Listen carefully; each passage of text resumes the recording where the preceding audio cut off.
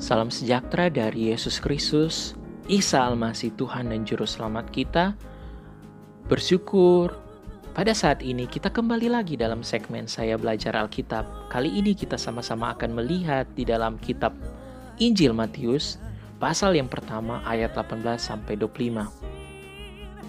Bila teman-teman ingin melihat video-video sebelumnya, bisa dilihat di dalam channel YouTube Nafiri Production untuk melihat video-video yang selama ini telah di-upload. Dan bila teman-teman berkenan, silakan subscribe channel ini untuk dapat mendukung channel ini ke depannya.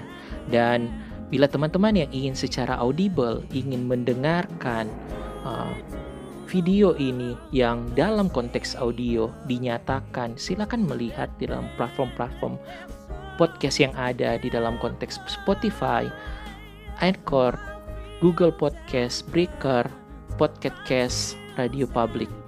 Kiranya nama Tuhan yang dipuji, nama Tuhan yang dipermuliakan lewat platform-platform yang ada ini, lewat channel YouTube, lewat channel podcast yang ada. Sebelum kita memulai segmen Saya Belajar Alkitab kali ini di dalam kitab Matius pasal 1 ayat 18-25, mari sama-sama pada saat ini kita bersatu di dalam doa, kita berdoa. Ya Tuhan, ya Allah Bapa kami yang bertakhta dalam kerajaan sorga, ucap syukur atas segala berkat, penyertaan, anugerah, keselamatan yang Kau nyatakan dalam kehidupan kami pada saat ini. Ucap syukur atas kesempatan pada saat ini kami sama-sama masuk dalam segmen Saya Belajar Alkitab. Berikan kami hikmat, kebijaksanaan, pengertian yang berasal daripada-Mu agar kami dapat mengerti, belajar sama-sama kitab Injil Matius pasal 1 ayat 18-25. Berikan kepada kami pengertian berasal daripada-Mu agar kami dapat menjadi bukan saja pendengar-pendengar firman, tapi menjadi pelaku-pelaku firman. Di dalam nama Yesus Kristus, Tuhan dan Juru Selamat kami. Di dalam nama Isa Almasih, kami berdoa dan mengucap syukur. Amin. Baiklah teman-teman, pada saat ini mari kita sama-sama membuka di dalam Matius pasal 1 ayat 18-25. Mari teman-teman, saudara-saudari, Bapak Ibu sekalian yang terkasih dalam Yesus Kristus, kita membukanya dan kita membacanya bersama-sama. Ayat 18, kelahiran Yesus Kristus adalah sebagai berikut. Pada waktu Maria ibunya bertunangan dengan Yusuf, ternyata ia mengandung dari Roh Kudus sebelum mereka hidup sebagai suami istri. Karena Yusuf suaminya seorang yang tulus hati dan tidak mau mencemarkan nama istrinya di muka umum, ia bermaksud menceraikannya dengan diam-diam. Tetapi ketika ia mempertimbangkan hal itu, malaikat Tuhan nampak kepadanya dalam mimpi dan berkata, "Yusuf anak Daud, janganlah engkau takut mengambil Maria sebagai istrimu. Sebab anak yang di dalam kandungannya adalah dari Roh Kudus. Ia akan melahirkan anak laki-laki dan engkau akan menamakan dia Yesus, karena dialah yang akan menyelamatkan umatnya dari dosa mereka." Hal itu terjadi supaya genaplah yang difirmankan Tuhan oleh Nabi. "Sesungguhnya anak darah itu akan mengandung dan melahirkan seorang anak laki-laki, dan mereka akan menamakan dia Immanuel, yang berarti Allah menyertai kita." Sesudah bangun dari tidurnya, Yusuf berbuat seperti yang diperintahkan malaikat Tuhan itu kepadanya. Ia mengambil Maria sebagai istrinya, tetapi tidak bersetubuh dengan dia sampai ia melahirkan anaknya laki-laki. Dan Yusuf menamakan dia Yesus. Terpujilah Tuhan, demikianlah firman Tuhan pada saat ini. Kita akan sama-sama melihat bagian ini yang dalam konteks Alkitab terjemahan baru memberikan judul perikop kelahiran Yesus Kristus. Bila kita melihat ayat 18 sampai ayat 19, kita melihat bahwa Maria mengandung dari Roh Kudus. Kita melihat sama-sama telah mempelajari bagian ini bicara tentang Roh Kudus sebelumnya. Kita telah melihat Alkitab menyebut Roh Kudus adalah Roh Allah, Roh kebenaran, Roh Tuhan, Roh Yesus, Roh penghibur, Roh penolong. Teman-teman, Bapak, Ibu, saudara-saudari sekalian yang terkasih dalam nama Yesus Kristus, silakan melihatnya di dalam video sebelumnya, di dalam video Saya Belajar Alkitab memaknai hari Pentakosta, hari ketuanan Roh Kudus, membahas tuntas lebih detail tentang konteks Roh Kudus. Silakan melihatnya di link klik kiri atas yang saya sertakan pada saat ini. Mari kita melihat selanjutnya. Kita melihat ada yang secara khusus saya tandai Maria bertunangan dengan Yusuf. Berarti Maria dan Yusuf adalah tunangan. Ternyata Maria mengandung dari Roh Kudus sebelum mereka hidup sebagai suami istri. Karena Yusuf suaminya seorang yang tulus hati dan tidak mau mencemarkan istrinya. Tiba-tiba dalam konteks Indonesia kita melihat seperti ada yang salah. Kenapa disebut Maria dan Yusuf tunangan, tetapi bahkan disebut sebelum mereka hidup sebagai suami istri, tapi telah disebut Yusuf suaminya Maria, Maria istrinya Yusuf. Bila kita hanya melihat secara bagian ini, kita akan salah paham dan menilai ada suatu hal yang salah.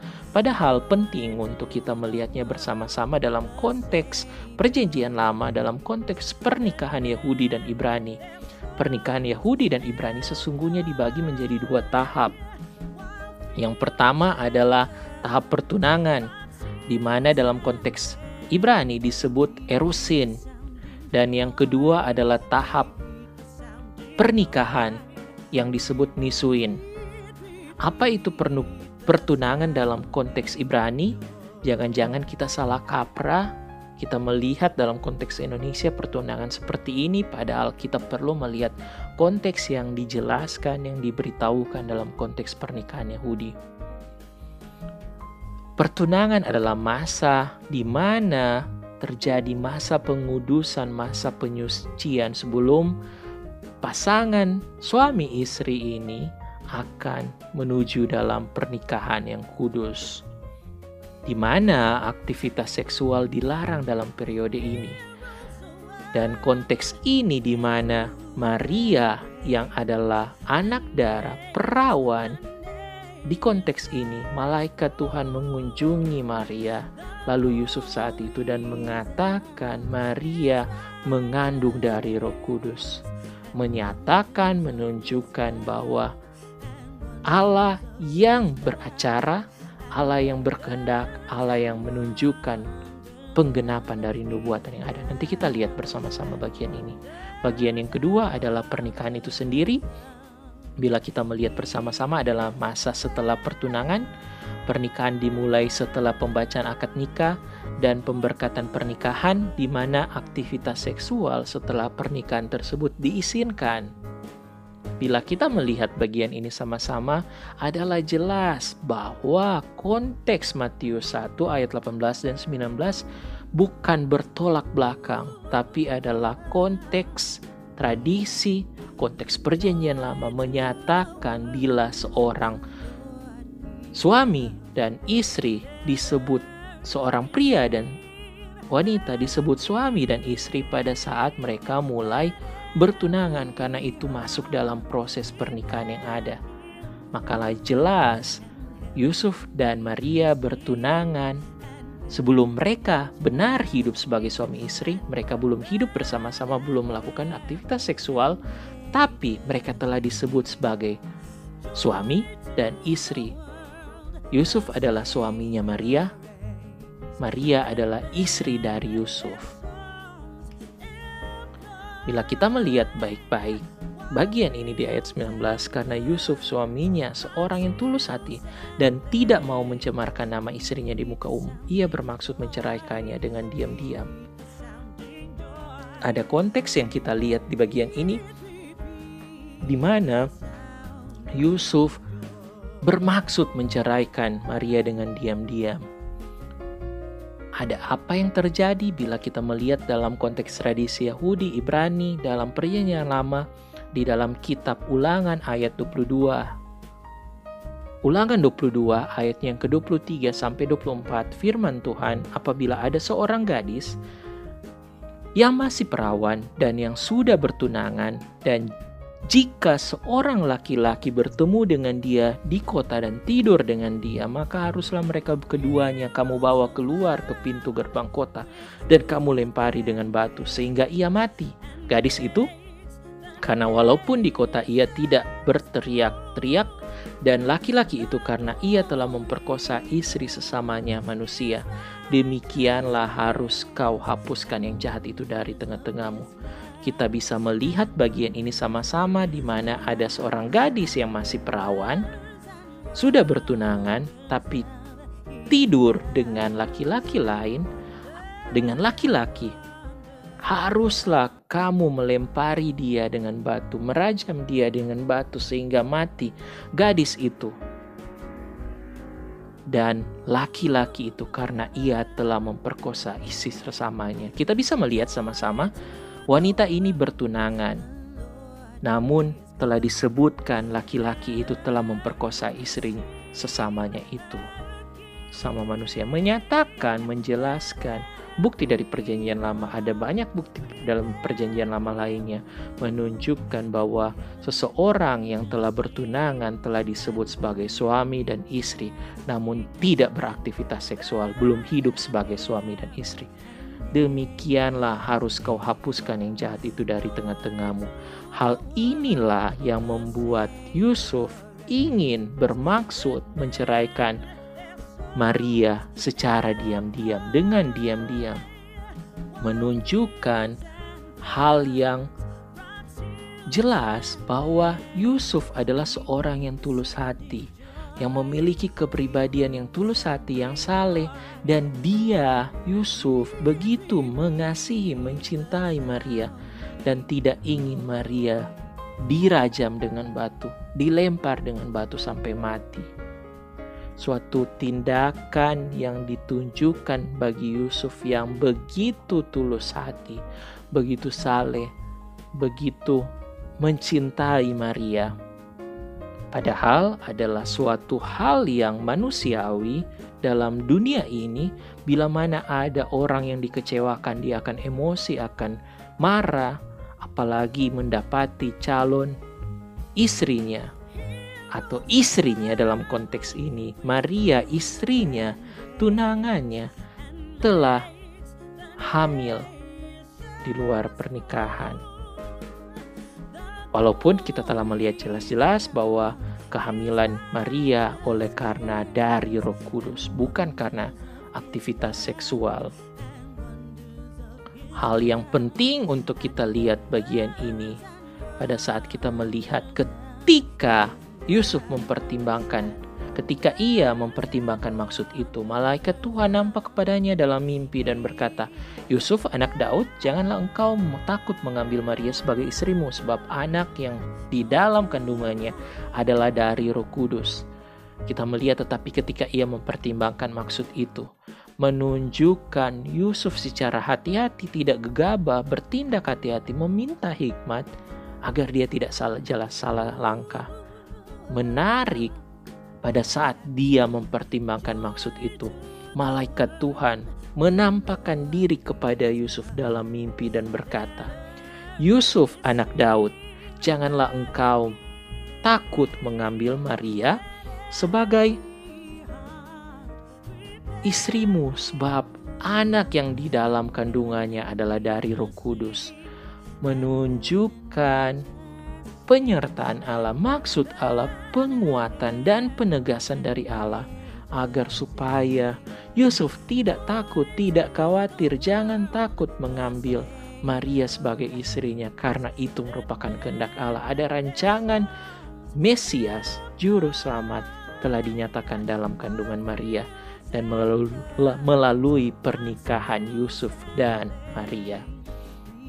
Suatu hal yang menarik kalau kita melihat bagian ini, di mana pada masa perjanjian lama, sebelum masuk pada masa perjanjian baru, sebelum masuk dalam pernyataan yang pertama kali kepada Maria dan setelah itu Yusuf, kita melihat bersama-sama bahwa ada masa di mana tidak ada lagi penampakan Allah secara langsung berbicara kepada manusia. Ada rentang waktu yang sangat panjang, di mana rentang waktu itu adalah 400 tahun. Coba teman-teman, saudara-saudara, Bapak Ibu sekalian, bayangkan begitu kagetnya, begitu terkejutnya Yusuf pada saat dia dalam mimpinya, dia melihat penampakan dari malaikat Tuhan yang meminta kepada dia, "Yusuf, anak Daud, janganlah engkau takut mengambil Maria sebagai istrimu." Bicara tentang Yusuf anak Daud, kita telah membahas dengan panjang lebar dengan detail bagian ini di dalam video sebelumnya. Di dalam segmen saya belajar Alkitab, Kitab Matius pasal 1 ayat 1 sampai 17. Silakan teman-teman lihat link sebelah kiri atas dan silakan tonton video ini, menyatakan, menjelaskan bahwa Yusuf ini adalah keturunan dari Raja Daud. Inilah silsilah Yesus Kristus, anak Daud, anak Abraham. Dengan jelas kita mengetahui dalam silsilah Yusuf diperanakan adalah dari Yakub. Ayahnya Yusuf adalah Yakub. Namun dalam konteks ini malaikat Tuhan menyatakan diri kepada Yusuf dan memanggil Yusuf, "Yusuf anak Daud." Menyatakan Yusuf adalah keturunan langsung dari Raja Daud. Menyatakan ada penggenapan yang jelas-jelas terjadi di dalam bagian ini. Sebab anak yang di dalam kandungannya adalah dari Roh Kudus. Penjelasan tentang Roh Kudus silakan teman-teman lihat link yang ada di kiri atas mengenai Roh Kudus di dalam video Mari Memaknai Hari Pentakosta Ketuangan Roh Kudus. Selanjutnya kita melihat bagian ini bersama-sama di ayat 21. Ia akan melahirkan anak laki-laki dan engkau akan menamakan dia Yesus, karena dialah yang akan menyelamatkan umatnya dari dosa mereka. Kita lihat, menamakan dia Yesus karena dialah yang akan menyelamatkan umatnya, penyelamat Mesias dari dosa mereka. Hal ini juga kita telah lihat sama-sama arti nama Yesus di dalam video Matius 1 ayat 1 sampai 17. Silakan teman-teman lihat. Yesus dalam bahasa Latin Yesus, Yunani Yesus, dan Ibrani Yehosua, Yosua, Aram Yesua, yang berarti Tuhan menyelamatkan. Kristus dalam bahasa Yunani Kristos, Ibrani Mesias, Masaya, Masia, yang berarti yang diurapi atau yang terpilih. Jelas-jelas bila teman-teman, saudara-saudara, Bapak Ibu sekalian silakan melihat video sebelumnya. Jelas-jelas Yesus Kristus adalah Tuhan dan Juru Selamat. Yesus Kristus Isa Al-Masih adalah Tuhan dan Juru Selamat. Silakan melihat link video sebelumnya. Video segmen saya belajar Alkitab Matius 1 ayat 1 sampai 17. Selanjutnya kita melihat di dalam ayat yang ke-22 dan 23. Hal itu terjadi supaya genaplah yang difirmankan Tuhan oleh Nabi. Sesungguhnya anak darah itu akan mengandung dan melahirkan seorang anak laki-laki. Dan mereka akan menamakan dia Immanuel, yang berarti Allah menyertai kita. Supaya genaplah yang difirmankan oleh Nabi. Ada nubuatan, ada penggenapan. Kita akan lihat sebentar sama-sama. Sesungguhnya anak darah itu akan mengandung. Anak darah itu akan mengandung. Bicara tentang anak darah, perempuan muda. Anak perempuan yang masih perawan, yang belum melakukan hubungan seksual. Secara logika, secara masuk akal, kita melihat tidak mungkin terjadi anak darah itu akan mengandung. Namun Allah telah menjelaskan sebelumnya. Oleh karena perkenanan Allah, oleh karena intervensi dari Roh Kudus, Maria, anak darah itu mengandung dan akan melahirkan seorang anak laki-laki, dan mereka akan menamakan dia Immanuel, yang berarti Allah menyertai kita. Bila kita melihat sama-sama Yesaya 7 ayat 14, sebab itu Tuhan sendirilah yang akan memberikan kepadamu suatu pertanda. Sesungguhnya seorang perempuan muda mengandung dan akan melahirkan seorang anak laki-laki, dan ia akan menamakan dia Immanuel. Suatu pertanda, suatu nubuatan yang telah digenapi di dalam konteks perjanjian baru di dalam kitab Matius 1. Dari ayat 1 sampai 17 mulai berlanjut pada 18 sampai 25 ini. Sesungguhnya seorang perempuan muda mengandung, seorang perempuan muda, anak darah, perawan itu, dan akan melahirkan seorang anak laki-laki, dan ia akan menamakan dia Immanuel. nubuatan yang telah dinubuatkan di dalam kitab Yesaya 7 ayat 18 telah digenapi, telah tuntas, terbukti, terjadi. Yesus Kristus adalah Sang Immanuel itu. Allah menyertai kita. Bila kita melihat Yesus Kristus adalah Immanuel, kita melihat dalam konteks bahasa Ibrani Immanuel, dalam konteks bahasa Yunani Immanuel, Allah beserta kita, menunjukkan artinya melalui kelahiran Yesus, Allah datang ke dunia untuk menyertai dan menolong manusia. Manusia yang telah jatuh dalam dosa, telah kehilangan kemuliaan Allah, telah jauh dari Tuhan, telah diusir dari Taman Eden, telah kehilangan hubungan yang erat dengan Allah. Allah datang menjadi manusia untuk menyertai dan menolong manusia. Dengan demikian, Allah bukan lagi Allah yang jauh, tetapi kini melalui Yesus Dia adalah Allah yang dekat. Allah yang dahulunya jauh, sulit dijangkau, tidak bisa dijangkau dengan perbuatan kita sendiri, karena semua orang telah berbuat dosa dan telah kehilangan kemuliaan Allah. Dan standar Allah adalah sempurna, karena haruslah kamu sempurna seperti Bapamu yang di sorga adalah sempurna. Tidak ada seorang pun yang dapat menjangkau Allah. Tetapi kini melalui Yesus, Allah yang menjadi manusia, Dia adalah Allah yang dekat, Allah yang imanen, dan Allah yang transenden. Allah yang transenden, Allah yang dahulu jauh, sekarang telah menjadi Allah yang imanen, dekat. Allah yang transenden ini dan Allah yang imanen menunjukkan bahwa Allah yang kita lihat begitu jauh namun telah begitu dekat berada dalam hidup kita. Allah hanya sejauh doa dalam konteks kita bagi orang percaya. Selanjutnya kita lihat ayat yang ke-24 dan ke-25. Sesudah bangun dari tidurnya, Yusuf berbuat seperti yang diperintahkan malaikat Tuhan itu kepadanya. Ia mengambil Maria sebagai istrinya, tetapi tidak bersetubuh dengan dia sampai ia melahirkan anaknya laki-laki, dan Yusuf menamakan dia Yesus. Suatu hal yang menarik di mana sesudah bangun dari tidurnya, Yusuf berbuat sama persis seperti yang diperintahkan malaikat Tuhan itu kepadanya. Suatu tindakan iman, ketaatan dari Yusuf untuk mengambil Maria sebagai istrinya. Tindakan iman seperti hanya Allah memanggil Abraham keluar dari Ur Kasdim.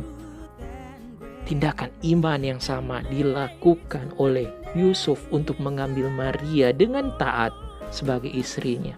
Padahal kita perlu mengetahui ini bukan suatu hal yang gampang. Ini bukan suatu hal yang tinggal nikah, tinggal mengambil dia sebagai istri dan hidup bersama-sama, tidak menceraikan Maria sebagai istrinya.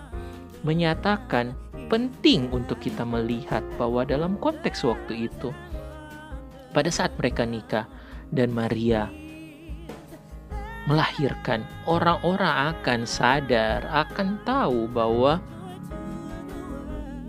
bayi yang lahir itu adalah bayi di luar pernikahan. Stigma yang terbentuk bahwa Yusuf dan Maria bisa saja telah melakukannya sebelumnya. Stigma pemikiran negatif yang ada, yang pasti juga dipikirkan oleh Yusuf, sehingga ia juga bermaksud untuk menceraikan Maria.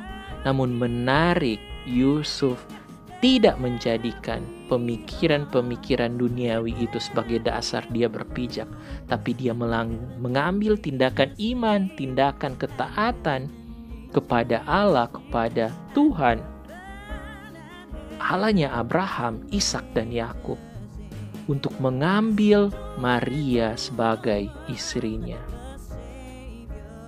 Dan tindakan iman dan ketaatan Yusuf ini berlangsung berkelanjutan, di mana ayat 26 dinyatakan, tetapi ia tidak bersetubuh dengan Maria, dia, sampai ia melahirkan anaknya laki-laki, dan Yusuf menamakan dia Yesus. Penyangkalan diri, pengendalian dan pengorbanan dari Yusuf dan Maria. adalah suatu hal yang sulit bagi seorang suami istri yang sudah menikah, yang sudah hidup sebagai suami istri, yang begitu saling mencintai, begitu saling memiliki satu dengan yang lain, tapi menahan diri, mengendalikan diri, menyangkal diri mereka untuk tidak melakukan hubungan suami istri, untuk tidak bersetubuh. Suatu tindakan iman dan ketaatan dari Yusuf dan Maria, penyangkalan diri, pengendalian dan pengorbanan dari Yusuf dan Maria. Dan suatu tindakan ketaatan dari Yusuf dan Maria. Yusuf menamakan anak itu Yesus seperti yang diperintahkan, seperti yang dikatakan oleh malaikat Tuhan kepada Yusuf. Bila kita melihat bagian ini, kita sama-sama perlu sadar, perlu sama-sama melihat pentingnya bahwa Yesus Kristus benar-benar adalah Tuhan dan Juru Selamat. Yesus Kristus anak yang dilahirkan, dikandung oleh Roh Kudus.